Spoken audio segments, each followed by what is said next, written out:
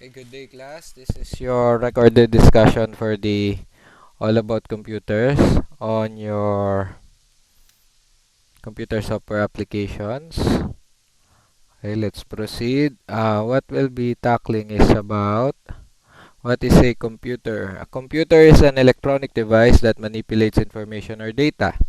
It has the ability to store, retrieve, and process data. You may already know that you can use computer to type documents, send email, play games, browse the web, and you can also use it to edit, create spreadsheets, presentations, and even videos. So therefore, your computer can almost do everything when it comes to your studies and as well as your research activities. And somehow it also contributes on the entertainment purposes, like you are playing games, watching TV, which is will be discussed later as part of the computer. And let's discuss what is the difference of the hardware and software. So for the hardware, is any part of your computer that has physical structure such as the keyboard or mouse. It also include all of the computer's internal parts. So itong mga hardware is anything that you can actually touch, or ito yung mga mahahawakan ninyo and everything na nakikita ninyo sa labas no structure nung inyong interface. Ngayon, when we proceed sa ating software, this is any set of instructions that tells the hardware what to do and how to do it. Example, it include the web browser, the internet, the games, word processors. Below, you can see an image of Microsoft PowerPoint, which is used to create presentations. So this is actually everything na nakikita nyo sa inyong na-discuss natin na GUI or user interface. Yung mga menus, mga icons, mga games, everything of those are software. So, different types of computer naman. Ito, very basic, no? So, sana na i-discuss na sa inyo when you are on your senior high school. So, desktop computers. So, tinawag siyang desktop computers, of course, kasi nasa taas siya ng desk. And this is the big computer setups na merong system unit, monitor, mouse, keyboard, and etc.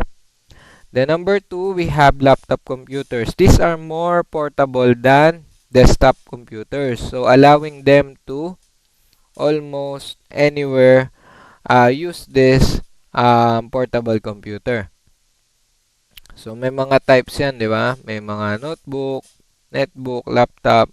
Yung mga sizes niya nagba-vary din, depende sa type. And then we do have our modern tablet computers kung saan touch sensitive screen siya. Madali nyo siyang mananavigate kasi pinipindot nyo lang siya on your fingers. So a good example is the iPad for the tablet computers. So server computers that serves up information for other computer networks. Whenever you use internet, you are looking something that is stored on a server. Ito yung mga pinagkikwentuhan natin last time, that we have this data banks na pinagkukuhanan ng storage ng mga data or information na kung saan kinakailangan nyo pagka gumagamit kayo ng computer. Kasi nasi-share nito yung files internally. For example, you are on a company, tapos meron kayong pinagkukuhanan ng lahat ng files or data bank ng files ng company na yon. So it is called server as well. Smartphones naman, when the start of the iPhone, yung many cell phones can do a lot of things that computers can do na. Okay? Including browsing the internet, playing the games, and they called it smartphones. Kasi in-integrate na nila everything na nagagawa mo sa computers into the cell phone. So they called it smartphones. Next, wearables. As another type of computer, wearable technology is a general term for a group of devices including fitness trackers, yung mga in-demand right now na smartwatches that are designed to be worn throughout the day. Mas matataas na yung mga, kumbaga, milliampere ng mga battery nila na tatagal kahit hindi mo i-charge ng mga 3 days, ganun. So, these devices are often called wearables. For example, ito ding headphones ko. You can actually tanggalin siya dun sa mismong um, unit. Okay? Tapos, meron siya sariling program na kung saan siya mismo ay merong mga functions na makakatulong, like for example, active noise cancellation, Bluetooth, 2.4 integration. Okay? So, those are wearables. Game console is a specialized type of computer that is used for playing video games on your TV. So, for example, yung Xbox, PlayStation, yung Nintendo Switch as well, those are game consoles na specialized type of computer. So, bakit naman siya naging type of computer is because meron din siya mga specific parts na ginagamit din ng basic computers. Like, meron niyang processor, meron niyang RAM. So, that's why nung nagtaas yung mga RAM prices natin, ganun din nagtaas yung mga prices ng mga game consoles na ginagamitan ng RAM. Okay? So, smart TV. Many of TVs now include application or apps that let you access various types of online content. For example, you can actually stream video from the internet directly to your TV. Okay? So, yung mismong TV ninyo, yung iba nga, hindi lang smart TV di ba? Yung iba Android TV, yung iba ay AI TV, which is bago. Lahat ito ay nagagawa nyo na rin yung mga kaya nyong gawin sa basic computer na meron tayo. So, that's why it is considered also as a computer. So, let's move on sa most essential part of this topic or presentation, which is the basic parts of a computer. So, as a draftsman, you should actually know this part so that you'll be able to understand clearly kung para saan ba tong part na to, ano ba tong binibuild natin, at meron ba tong mga types, meron ba akong pagpipilian. If ever ba magtatrabaho ko in the future, ano ba yung mga parts na dapat binibili ko sa hindi ko dapat binibili. Okay? So, number one, computer case is the metal and plastic box that contains the main components of the computer. So, commonly, ito ay yung system case. Okay, system unit case, including the motherboard or CPU, central processing unit, nasa loob din niya.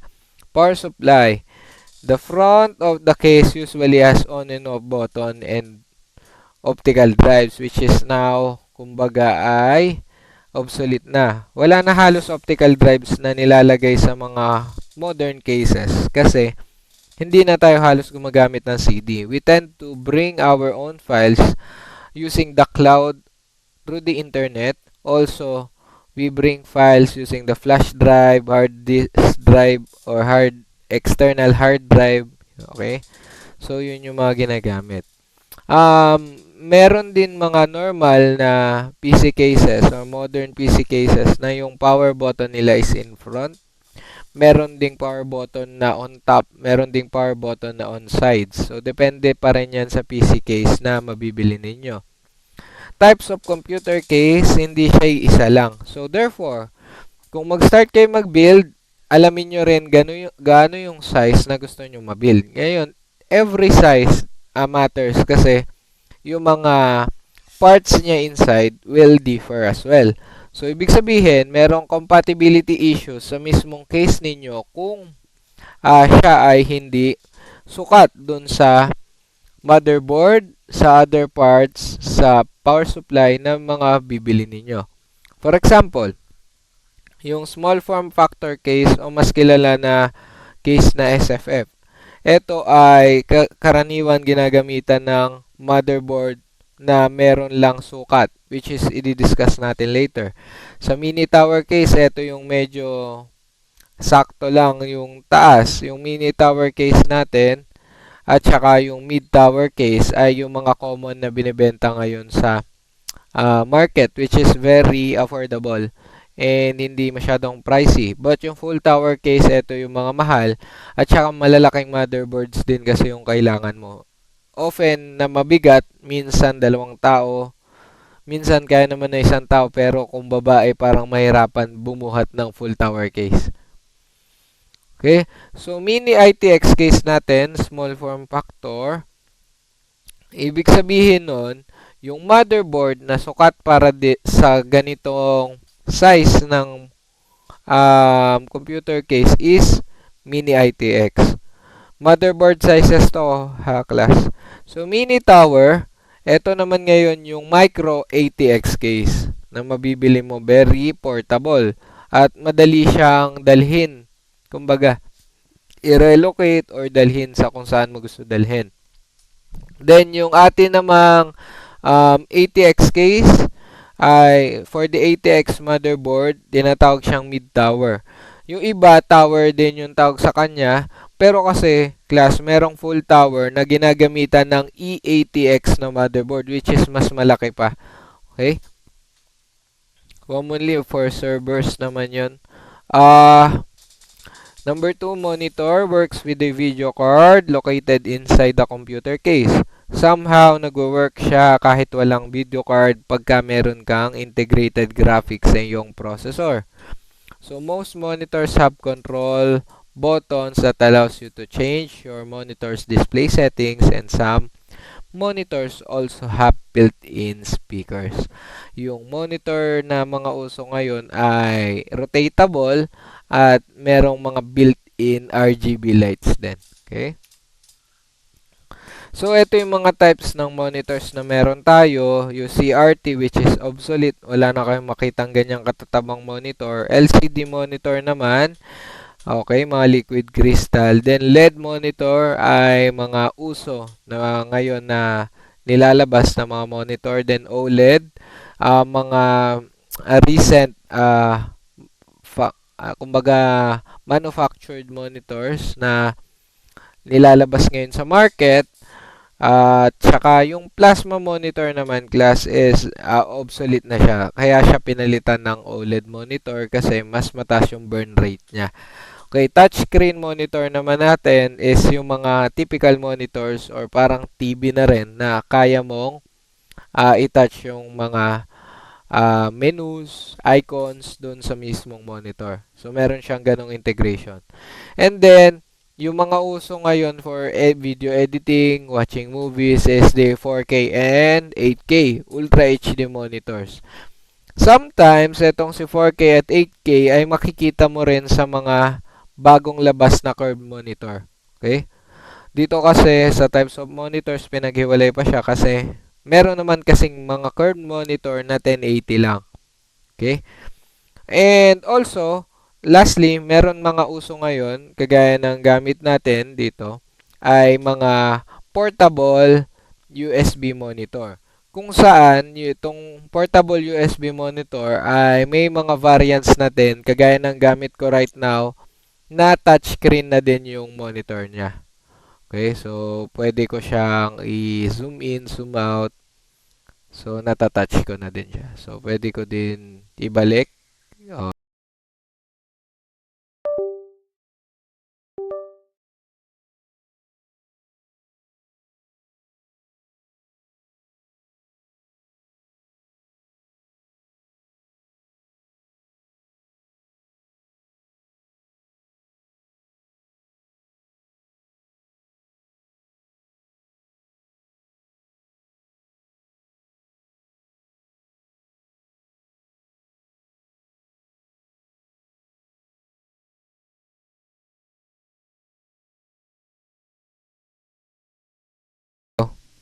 Hello, yan. So, nawala yung mic. So, yung portable USB monitor, again, gagamitan natin ng fingertips, tapos nasa-zoom in and zoom out natin. Then, let's move on dun sa next na slide. Yan. So, sa keyboard natin is one of the main ways to communicate with the computer. There are different types of keyboards, but most very similar and allow you to accomplish actually the same basic task. So kung kahit ano bang design yan, ang basic task ng keyboard is to communicate using these keys na meron siya. Okay, so ano ba yung mga types na meron? The keyboard has mechanical keyboard, which is yung pinakauso ngayon sa ating industry. Tapos meron din tayo ergonomic keyboard na pinaghihiwalay para sakto sa kamay, na hindi advisable sa ating mga draftsman kasi we often use keyboards with one hand. Kagaya pagka nagda-drafting tayo ng AutoCAD or naglulumion tayo, we tend to use our right hand sa ating mouse, tapos left hand lang yung gagamit ng keyboard. So kung naka-ergonomic ka, palipat-lipat pa siya. Then membrane keyboard, yung pinaka-classic keyboards natin. Flexible keyboard, ito yung pwedeng itiklop. Then we have augmented reality keyboard or yung mga parang holographic siya. And then portable keyboard or foldable keyboard as well. Yan ay foldable na pwede mong dalhin sa kahit saan. Ngayon, ito yung mga sizes na kailangan nyo malaman depending sa kung anong keyboard yung bibilin mo. If you want full sizes na meron kang numpad, which is very common na pagka tinuturuan ka ng AutoCAD and you will type a specific value, is that etong 100% 104 key keyboard yung bibilin mo. Kaya when I buy my own keyboard, talagang yung 100% yung aking kino-consider. Dahil mahirap mag-type ng mga values ng AutoCAD at saka ng SketchUp using yung mismong sa taas na number keys sa ating keyboard. So, kailangan yung numpad, mas madali siya kasi you will hit enter after you type dito sa right side. At saka isa pa, since ang binanggit nga natin kanina na mostly yung right side hand natin is nasa mouse, yung numpad kasi natin is malapit sa mouse. Yan. So, mas madaling mag-type ng mga values talaga. Okay, then next, we have 87 key keyboard. Kung gusto nyo na medyo handy siya at medyo maliit compared to the original number of keyboard. So, karamihan sa gamers, modern gamers, ito na yung ginagamit nila. So, 80% of the keys ang meron. Then, 75% the compact 10 keyless keyboard, 10 keyless keyboard. Okay, so 84 key siya. Wala naman siya masyadong pinagkaiba sa 80%. Konti lang. So, 3 keys lang yung natanggal sa kanya. And actually, wala na yung mga home, delete, at nandito na siya kasama. Naka-compact siya, bale. And then, we have the 68K keyboard, compact keyboard din. Papaliit ng papaliit for the gaming purposes. At saka isa pa, para hindi crowded yung inyong desk place or yung mismong ninyo setup, PC setup. And then, the 61 keyboard, halos nandyan na, at saka yung mga function keys, pinaghalo na sa number keys, para lang mas maging compact siya. And then, the 40% which is the mini keyboard na ginagamit ng mga gamers for their games, pero hindi actually for office works kasi sobrang hirap dahil yung keys niyan ay 42 lang. Tapos, ikaw ay gumagamit ng function keys kung saan para magamit mo yung different types of keys pa rin dun sa keyboard na yun. Okay? So, the mouse is another important tool for communicating, which is the pointing device. Okay? So, etong mga mouses natin, ang mga types niyan right now is that we have our wireless mouse na kung saan yun yung gamit din natin ngayon. Sa era natin ngayon, yung mga wireless mouse natin, kailangan din from time to time natin siya kumbaga i-monitor yung battery niya. Unlike na wired yung gamit mo is that kahit hindi mo na siya i-charge, tapos direct na lang, kumbaga plug and play. So ngayon yung mga optical mouse, ito yung pinaka-classic at saka isa pa ay common on the market na mouses natin na may RGB. And then we have this trackball mouse kung saan yung kanyang scroll or yung navigation ay may additional na trackball na kung saan ang kadalasan na gumagamit ng mga trackball mouse ay mga 3D modeler, artist, mga nagti-3D environment so that you can easily navigate yung 3D environments nyo.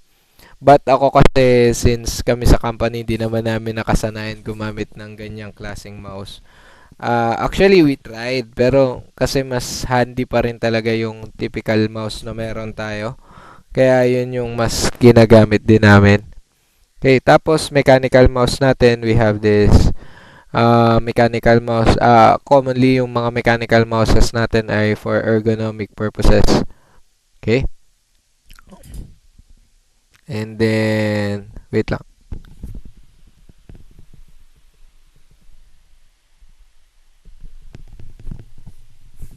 And then, ayun.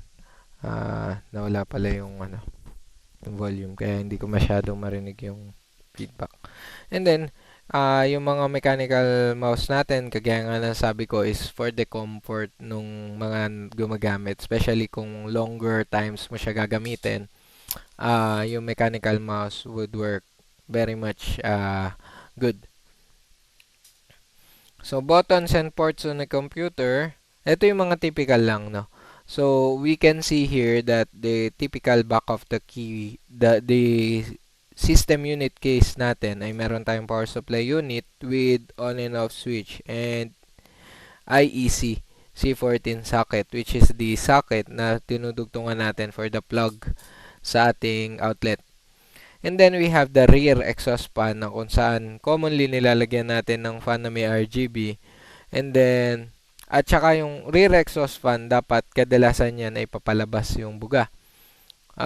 Motherboard, back of the motherboard, dyan makikita yung sorry, USB-C, USB-A, Ethernet LAN, audio jacks, HDMI port, and display port.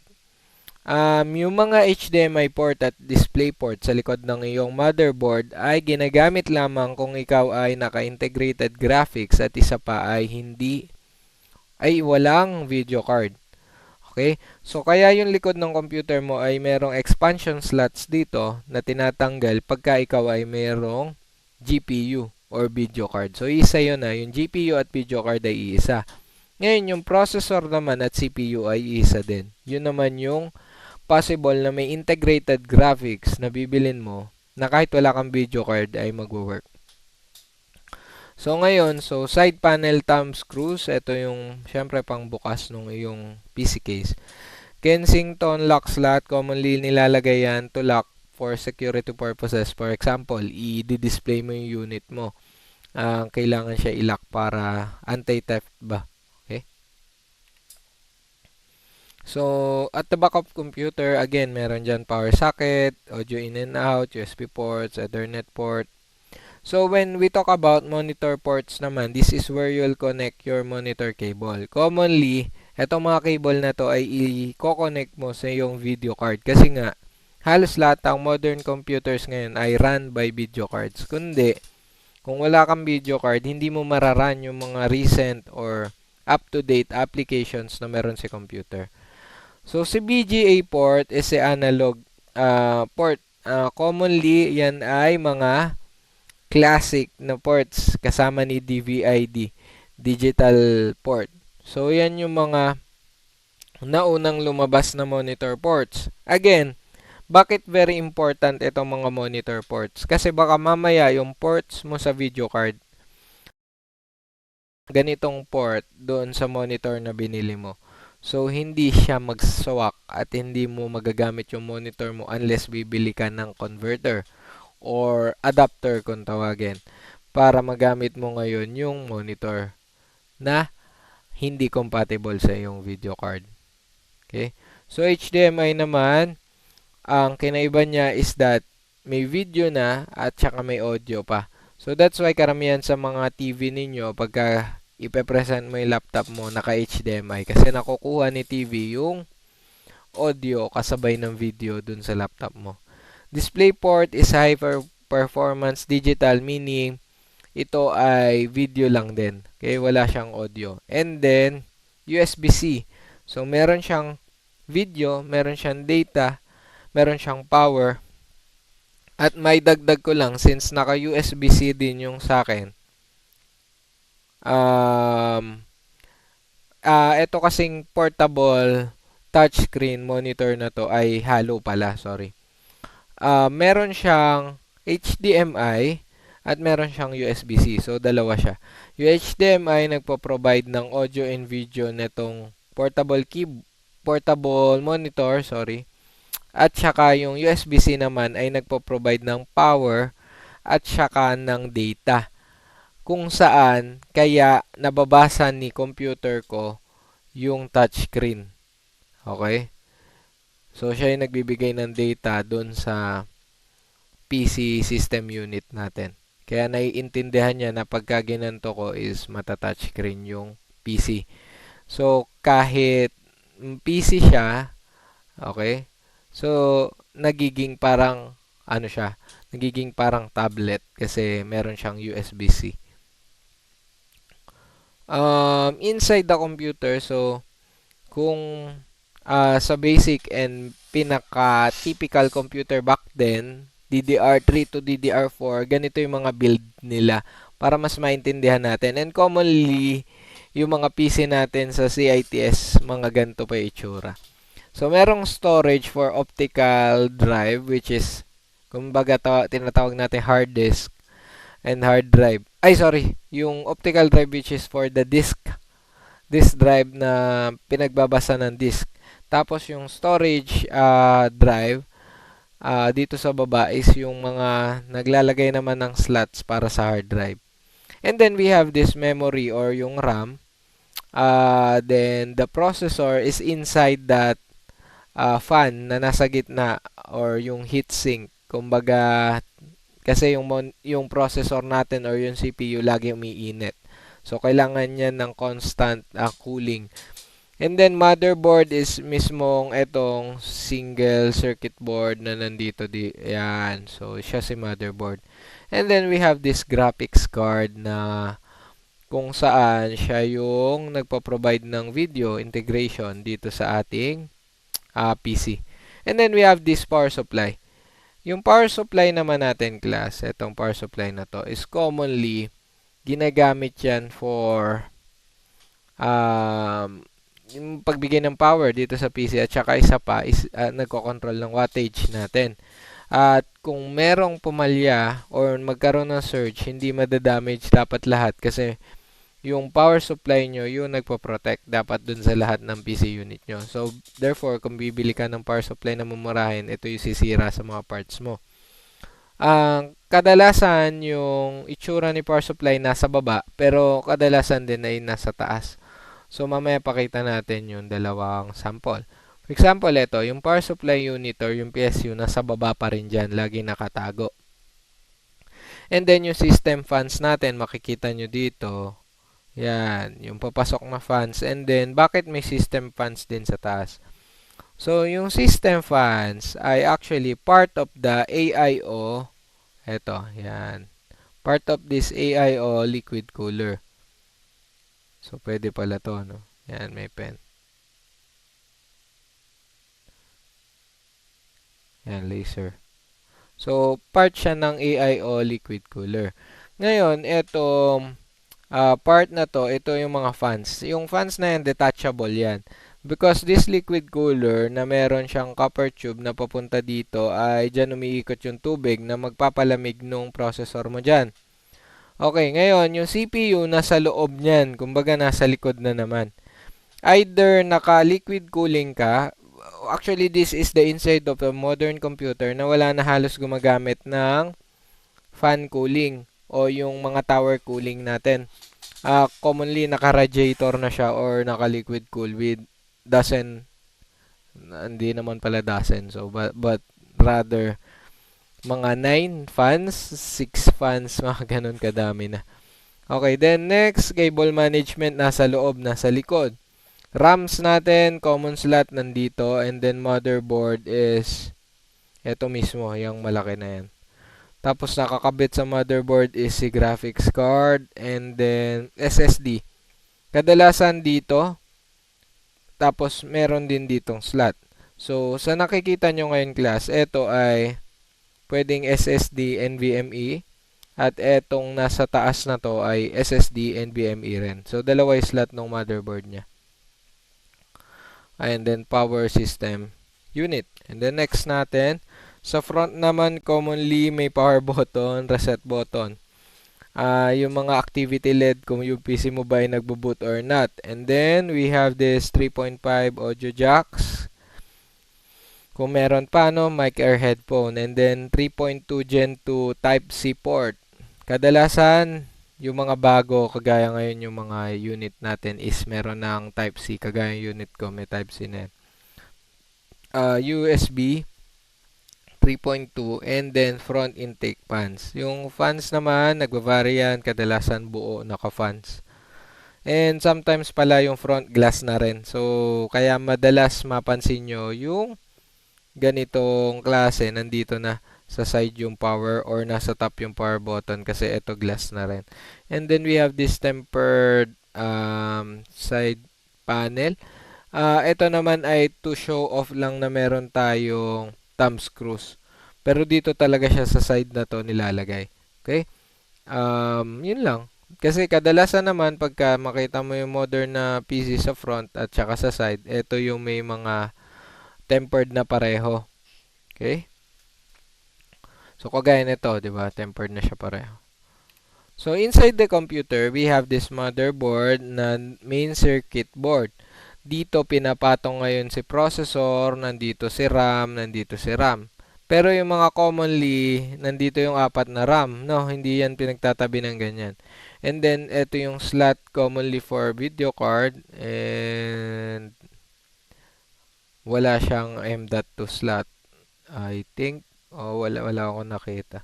So, may mga other motherboards na meron naman. Okay? So, tin plate. Ito ay isang tin plate na nag-hold ng CPU memory connectors and so on. Okay? Kasi nakaano siya. Then, motherboard, standard ATX natin. Sabi ko nga sa inyo, ito yung pinakamalaki. Tapos may mga PCIe slots na kung saan pwede mo lagyan ng video card. And then, ito yung mga RAM slots natin. And then, processor slot. And then, which is siguro medyo older ito kaya walang mga M.2 slots. But, to tell you exactly bakit natin kailangan i-discuss is that yung sizes niya. Yung ATX case, of course, for ATX case, micro ATX at saka mini ATX. Ngayon, ito yung pinaka-portable, pinaka-mahal, I think, din. Kasi sa lahat ng binili ko na parts, yung mini ATX ang pinakamahal kasi sobrang compact niya. Wala pa ako nakita na RAM slots na 4 for mini ATX pero dalawa meron. Sa micro ATX meron yan hanggang 4 na RAM slots and then standard ATX is 4. Nakalimutan ko kung may nakita na bang 6 o 8 niyan. So, i-recall ko na lang din. And you can actually as well research for it. Etong Sinano and Pico ATX are super compact. For example, you can actually see the size reference of this ball pen into a mini ITX. Kung may ball pen ka sa bahay, kumbaga, imagine mo how big the mini ITX. Ganun lang talaga siya kalaki. So, napapagkasya lahat ng parts on that small form factor. So, even this, etong mga maliliit na to is sobrang liit na PC na lang. And then we have this processor na kung saan may mga types na may integrated graphics at saka class isa pa ay meron ng kumbaga type kasi, o nga pala, so, these motherboards have types as well, kung yan ay DDR4 or DDR5. So, yung DDR4 and DDR5 kasi is about RAM. But yung motherboard mo kasi, ang tinatawag naman dyan is AM4 or AM5. Ganon din sa processor. Meron kasi siyang version. So, let's not jump into, let's get back to the basics. 'Di ba yung Ryzen 7 mo, pag binili mo yan, or Ryzen 5 mo, meron pa yan generation. Hindi yan basta 5, pareho ng Ryzen 5 noon at pareho ng Ryzen 5 ngayon. Hindi.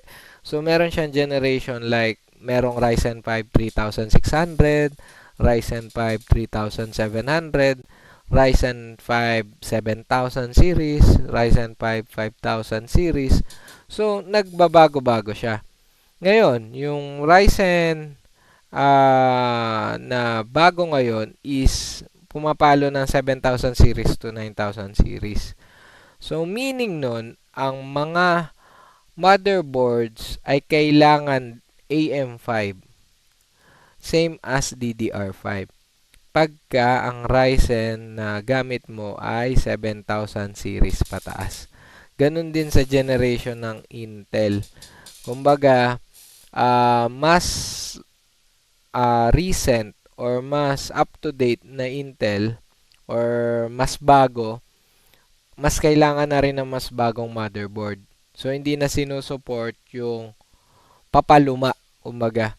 Kaya, minsan, may mga PC enthusiasts na sobrang tagal ng PC nila, hindi nila pinalitan yung motherboard, at nag-try sila mag-upgrade, kaso hindi pwede. Kasi nga, kahit palitan mo yung processor lang, hindi siya compatible with the old motherboard. So, kung latest ang iyong processor, dapat latest din ang iyong motherboard. Ganon din. Actually, let's discuss the types of processor muna or CPU. So, we have these big companies or big brands na meron, si Intel at saka si AMD. If you want cost-effective, yung mura, multi-threading actually, for innovation, gaming, and so on. Ganito yung chipset design ni AMD. And para sa ating mga kumbaga PC enthusiasts, gamers, at saka draftsman, eto si AMD ay best fit para sa atin. Okay? So, si Intel naman, performance focus yan. So, higher clock speeds, platform stability, history, kasi sobrang established na ng brand nila. So, market, laptops and desktops. So, meron tayong monolithic design function. So, yung isa kasi naka-chipset, naka-hiwa-hiwalay siya. So, ito ay naka-isa lang. Mas stable through the branding, pero mas mahal. At kung ikaw ay Intel enthusiast, somehow binibili mo rin yung brand at saka yung integrity niya. Si AMD kasi kaya din naman gawin yung kaya niyang gawin. Ngayon, dati ang discussion ko palagi na pagka yung pins mo ay tusok-tusok, kadalasan ito ay Ryzen or AMD. At kadalasan pag flat, itong LGA, ito ay Intel. Hindi na ngayon. So, ngayon ay mga bagong AM5 which is Ryzen 7000 series pataas ay flat na rin or PADS processor na rin. Kagaya ng Intel Core i9 13th Gen to 14th Gen. Kaya kailangan magpalit ng motherboard. Okay? More fragile socket pins. So, ngayon yung socket pins yung pwedeng mabali. Hindi yung processor pins. So, mamili ka na lang talaga kung yung motherboard mo ba ipapalitan mo o yung processor. Kasi pagka nabali mo yung pin na yan, hindi siya repairable. Somehow repairable pero does not guarantee the repair. Ngayon, yung mga luma, which is AM4, ay more fragile CPU pins at saka yung holes, kumbaga ng motherboard mo, itutusok mo ngayon yung mga pins ni AMD Ryzen. 3000 to 5000 yan. Yan yung mga samples na meron tayo for the PGA. Next is si RAM, Random Access Memory. Commonly nagpapastyle ng mga PC natin. And right now, have the crisis of this part. Ito yung nagpapamultitask sa atin. Ngayon, while we discuss this processor and RAM, ano ba yung pinagkaiba nila? So, si RAM kasi is nagpapamultitask at saka short-term memory, which will be discussed on our storage devices discussion din naman. Pero, para mas madaling intindihin, pagka gusto mong mag-multitask paanda rin lahat ng hindi ka naglalag, si RAM yung kailangan mo. Mas mabilis mag-read dapat. Okay? Ngayon, si processor, bakit kailangan mo? Is to process things up. Kunwari, you are installing things, you are running multiple big applications, siya yung magpa-process ng mga instruction mo, dun si processor. Okay? So, at saka yung mga FPS rate natin yan, dyan si processor nang gagaling. Tinutulungan lang siya ni video card. Okay? Yung mga frames per second. So, kung mababa ang processor, mas mababa ang frames per second, mas mabagal ang gaming, mas mabagal ang rendering. Ganon din si RAM. Kung mabagal ang RAM, mababa ang RAM, maglo-load ka ng file mo, bubukas ka ng file mo sa Lumion, magbubukas ka ng file mo sa SketchUp, mabagal magbukas kasi ang tagal mag-read. Okay, so si RAM, si DDR1 to DDR2 to DDR3. Ang current kasi, kaya natin siya iniwalay, ngayon ay DDR4, DDR5. Kasi kung meron ka man DDR3, you should actually upgrade na dahil pag-iiwanan na yung system niyan. Wala na siyang dinedevelop na support for DDR3s. Then next is si DDR5 ay bago, which is eto na yung merong AI integration doon sa pagre-read ng ating random access memory sa ating PC. Okay, so si RAM generation differences before on DDR4 and DDR5, lower bandwidth, higher bandwidth. Si DDR5 have higher capacity up to 64 GB. And then si DDR4 naman is mas mataas ang voltage. Ibig sabihin, mas mababa ang voltage ni DDR5. Both of them can't be physically incompatible or bawal silang pagpalitin. At the same time na hindi ka pwede bumili ng AM4 motherboard for DDR5. Kailangan DDR4. Yung AM5, hindi ka rin pwede gumamit ng DDR4. Kailangan DDR5 pagka AM5. Kaya, you must know the numbers. The help of RGB on this part of the RAM is nothing. Okay? Just the visual styles. Customizable lighting effects, match system theme and moods. Other than that, wala na. No? So, RGB does not increase speed or capacity as well. Ayan, wala lang siya.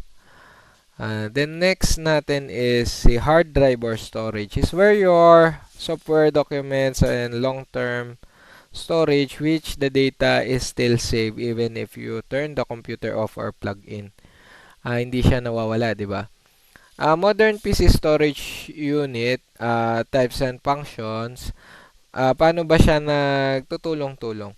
So, ngayon si M.2 ay, kumbaga, ang bagong hard drive natin. High speed talaga siya, low latency, mataas ang read and write. Kaya pag magpapasa ka ng malalaking application, software, kunwari is Lumion, sobrang bilis. Kaya last time, sobrang bagal din ng mga pagpasa natin is that yung mga PC sa ating classroom are all hard disk drive. So, wala siya kahit SSD which is low latency tapos 550 Mbps write. Yung nasa room natin which are mechanical platters which is the hard disk drive,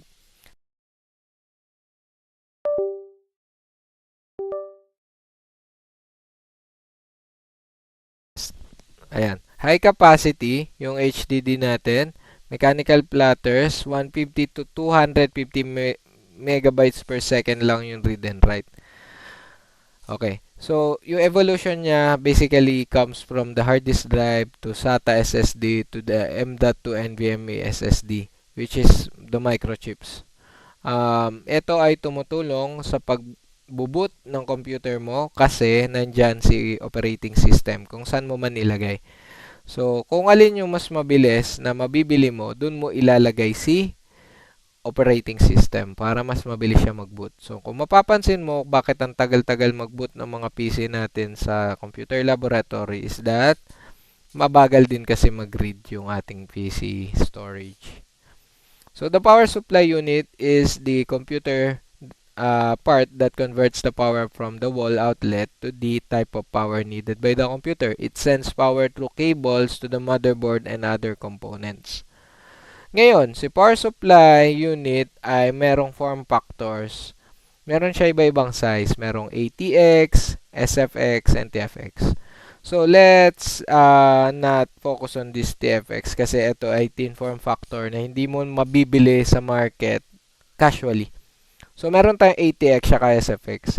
Kung napapansin nyo yung binibit-bit kong PC everyday for our class, that's SFX. Small form factor kasi sobrang liit ng PC. Mas maluwag yung kanyang environment sa loob pagka mas maliit yung binili mong power supply. And it best fits the mini ITX cases na kung gusto mo portability talaga. And then the common ones ay si ATX. Kumbaga standard power supply yan, class. At saka ito yung commonly nabibili ng mura din. Mas mura compared to the SFX. Ngayon, let's focus on the makikita mo lagi yung may when it comes to power supply, meron yung bronze, silver, gold, platinum, titanium, which is the highest one. Ngayon, yung rating niyan, efficiency rating, ay mas efficient yung kumbaga waste. Siguro waste na ito, higher efficiency, less wasted, and lower operating cost. So, meaning, mas lower yung wattage na nakukuha mo doon sa mismong power supply mo. Kaya mas nakakatipid ka sa operations mo. Okay, ngayon, so sa power ratings natin, wattage output, we have this. Magtatanong kayo, sir, ano ba yung kailangan kong watts, 'di ba? Kahit si ChatGPT kayo tanungin, kung ito yung video card ko, kumare card ko, ano yung power wattage output na kailangan ko for this video card and processor. So, put in mind class that kung maghahanap ka ng power supply is that you will ask what is your processor and what is video card. Kasi yun lang naman yung malalakas kumain ng kuryente. So, kailangan mo malaman ilang watts yung kailangan mo depending on the components na meron ka. Kunwari, ikaw ay kagaya ko naka 5060 tapos processor mo is Ryzen 7, ang pinaka minimum na nga yung gamit ko, no? Naka 850 watts ako kasi bawal talaga siya na mababa. Okay, so kung naka 30 series ka, baka pwede pa yung mga 650 watts, 750 watts. But kasi kung ikaw ay naka 50 series na tapos Ryzen 7 7000 series pa, hindi na talaga kaya hindi na kaya ni power supply yung wattage output na meron. Baka magkasira lang dun sa mga parts na meron ka. Okay? At saka kung bibili ka ng power supply, kung ayaw mong messy yung itsura ng loob ng iyong system unit, ay kailangan mo ng malaman kung iyan ay full modular o non-modular. Siyempre, kung wala pa tayong budget, ako din naman ay nagsimula sa non-modular power supply, which is maraming wirings. Pagka hindi kailangan is binabalumbon. Ngayon, permanently attached kasi siya, so kailangan balumbunin na lang yung hindi gagamitin. Ngayon, yung medyo mahal, which is full modular power supply unit, clean siya. Kung ano lang yung kailangan mong cable, yun lang yung ikakabit mo. And then the video card who is responsible for what you see on the monitor, commonly ha. Kasi kung wala ka namang video card, tapos naka-integrated graphics ka, so hindi siya yung responsible, yung processor yung responsible. So next is, ang GPU at video card ay iisa, graphics processing unit. And then we have these two brands. Actually, meron na si Intel pero dito tayo mag-focus sa mga sikat na brands like Nvidia and AMD. Ako ay lagi kong ginagamit tong Nvidia. Hindi ko pa nagamit sa AMD on PC kasi mas maganda raw pang render ito sa Nvidia. Si AMD ay mabilis uminit pero mas mura. Bukod doon, si AMD nagamit ko lang sa laptop. Okay? So, ang the evolution nila is from GT, yan, to GeForce GTX to GeForce RTX, which is may ray tracing na. Kaya pansin nyo, pag ako nagre-render commonly, sobrang parang realistic kasi nakakatulong si video card magpa-realistic ng output. Kagaya kung may ray tracing yung video card mo. Okay? So, hindi lang basta skills yung kailangan mo actually. Kung mapagpundar ka din kasi ng iyong sariling mga gamit, mas realistic yung output na magagawa mo. So that's why ganun na lang din yung kumbaga difference niya from the typical na mare-render natin using the PC sa BSU siguro. And then we have this video card sample. Ay, sorry. Hindi ko lang na-delete yan. Video card buying checklist. So, kung ikaw ay bibili ng video card as draftsman, check mo yung VRAM. Ako, ito yung chine-check ko, especially kung maglo-Lumion ka. Pagka bumili ka ng 8 GB, kapos yan. Especially kung future-proof yung gusto mo. Kasi yung mga 8 GB, mapapag-iwanan na yan pagdating ng panahon. Hindi lang basta RTX. Mas maganda nga kung mas mababang RTX mabili mo, tas higher VRAM. Mas hindi ka maglalag sa Lumion tsaka sa rendering mo. Ngayon, pag higher, kung meron kang budget for higher, with higher VRAM, mas maganda pa rin, di ba? And then number 2, you should check the version, generation, or architecture. Kung may ray tracing ba yan, RTX 40 series ba yan, 7000 series. Meron na ba 7,000? Pero 5,000 series pa lang ata. Anyway, so dapat yun yung mga ma-check mo kung may AI accelerators. Newer means better features and efficiency. And then higher the number, the newer din naman siya. Okay, so check brand. Kung AMD ka ba, Nvidia ka ba, or Intel Arc. Sabi sa inyo may bago yung Intel Arc, which is cost effective kasi mas mura, nagpapakilala, and kung yun talaga ay gusto mo i-test. Kasi hindi ako makarecommend kung ayos ba siya. Compatibility real check. So PSU focus, kailangan i-check mo kasi kung, kagaya sabi ko kanina, what is your processor, what is your video card before you buy your PSU. So, kung baligtad, may PSU ka na at may processor, kung checkin mo kung sakto ba yung video card para sa iyong PSU, kailangan mo malaman ilang watts ba at kung papalag ba yung PSU mo for that video card kasi baka mamaya hindi. Critical factor kasi siya. Pero ang kinaganda lang sa video card class is that ako, yung video card ko noon pa, up hanggang ngayon, compatible siya sa lahat. Kahit DDR4, DDR5, magagamit mo yung old video card. So kung magpupundar ka ng sustainable part ng isang system unit, I say video card. Kasi kahit magbago yung generation na to, mag DDR4, DDR5 ka man, pareho siyang mariread actually. Hindi siya maarte sa iyong motherboard, hindi siya maarte sa iyong RAM, at hindi siya maarte sa CPU. So, kahit AMD ka, kahit ikaw ay ano yung isa? Intel, babasahin pa rin yung video card mo. So, yun lang.